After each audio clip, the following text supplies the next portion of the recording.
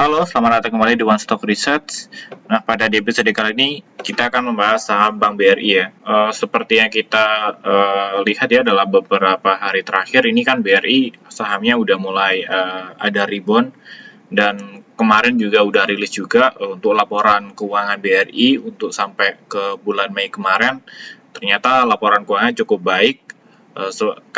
Kalau kita ulik-ulik ke video yang sebelum-sebelumnya bahwa BRI per kuartal 1 kemarin dia ini pertumbuhan labanya masih minus ya, meskipun minusnya tipis sebesar 1%-an. Cuman setelah kita melihat dari laporan bulanan ya di bulan Mei kemarin, dia ini labanya ini udah mulai pulih, di mana pertumbuhan labanya ini udah mencapai 8%. Mungkin untuk mempersingkat aja, kita langsung membahas saham Bank BRI ya. Buat teman-teman yang masih belum tahu caranya, gimana caranya download laporan keuangan bulanan untuk Bank BRI ya. Jadi buat teman-teman yang nggak tahu bahwa seluruh perbankan di Indonesia yang udah listing di market ya, itu biasanya merilis laporan keuangan bulanan, baik itu BRI, BCA, Mandiri, BNI maupun bank-bank second lender lainnya. Itu bisa teman-teman akses saja dengan research, kata kuncinya adalah investor relation ya. Terus teman-teman kasih belakangnya itu bank yang teman-teman pengen cari tahu. Misalnya ini kan kita cari Bank BRI ya, berarti kita ketik aja investor relation BRI. Nah, habis itu teman-teman bisa klik aja financial report. Nah, nanti akan muncul seperti ini ya. Nah, ini ada beberapa pilihan. Ini ada laporan keuangan tahunan ya, full years di tahun 2023 kemarin. Terus ini ada laporan kuartal satunya juga, dan terakhir ini adalah laporan bulanannya. Nah, teman-teman bisa akses aja untuk teman-teman yang udah jadi investor ya di saham-saham big bank. Nah, ini bisa jadi alat buat teman-teman memantau perkembangan dari saham-saham teman-teman melalui laporan keuangannya. Jadi teman-teman bisa tahu apakah saham ini udah mulai membaik performanya atau performanya masih jelek. Ini ada ringkasan ya buat laporan keuangan BRI. Jadi BRI kemarin kalau kita lihat dari laporan keuangannya, ternyata kenapa laporan keuangan BRI ini jadi bagus? Ternyata ya memang karena ada pembagian dividen ya dari anak usahanya, itu mungkin kisaran 2,5 triliunan. Makanya di dalam laporan keuangan BRI sendiri itu masih nggak terlalu bertumbuh.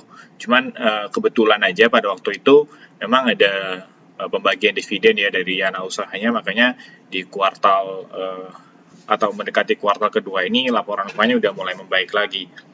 Dan kalau kita melihat juga bahwa BRI ini di laporan 5 month-nya kemarin itu, BRI ini masih dari segi beban provisinya masih belum bisa diantisipasi ya. Jadi BRI ini secara beban provisinya ini terus meningkat karena mau nggak mau ya, karena memang sekarang kan proses restrukturisasi untuk piutang-piutang yang COVID kemarin ya. Jadi proses restrukturisasi itu terjadi pada tahun ini. Mau nggak mau sih beban provisi atau beban cadangan kerugiannya itu dibebankan pada tahun ini. Dan ini tuh cukup menguras laba dari BRI ya. Makanya kalau teman-teman lihat di kuartal 1 kemarin kan itu kan beban provisinya itu cukup tinggi. Makanya labanya BRI nggak bisa bertumbuh. Terus kalau kita lihat juga dari laporan BRI, pertumbuhan untuk kreditnya itu masih tumbuh ya, meskipun nggak sebesar tahun-tahun sebelumnya. Cuman yang perlu kita garis bawahi bahwa memang BRI di tahun ini mereka ini membatasi untuk menyalurkan kredit ya, dalam artian mereka tetap menyalurkan kredit, cuman biasanya tiap tahun ini pertumbuhannya cukup besar, cuman tahun ini mungkin diperketat lagi ya untuk penyaluran kreditnya, karena memang NPL atau non performing loan-nya dari BRI ini semakin naik, jadi angka kredit macetnya semakin naik, makanya mereka di tahun ini tuh agak memperketat ya untuk penyaluran kreditnya. Nah, kabar baiknya itu adalah kemarin itu muncul bahwa Pak Jokowi ya, Pak Jokowi pengen merestrukturisasi profit ini diperpanjang lagi.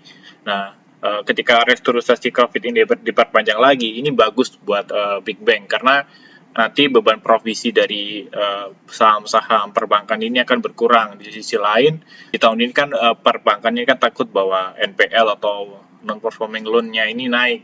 Nah, ketika restrukturisasi ini diperpanjang, ini kan memberikan relaksasi ya bagi saham-saham big bank, sehingga nanti labanya ini bisa lebih optimal lagi ke depannya. Oke, mungkin itu aja dari saya. Mungkin dari teman-teman di sini ada yang ingin ditanyakan atau mungkin ada yang mau didiskusikan, bisa kontak aja ya. Bisa kontak aja saya di nomor yang ada di deskripsi pada video kali ini. Oke, sampai jumpa di next video dan terima kasih.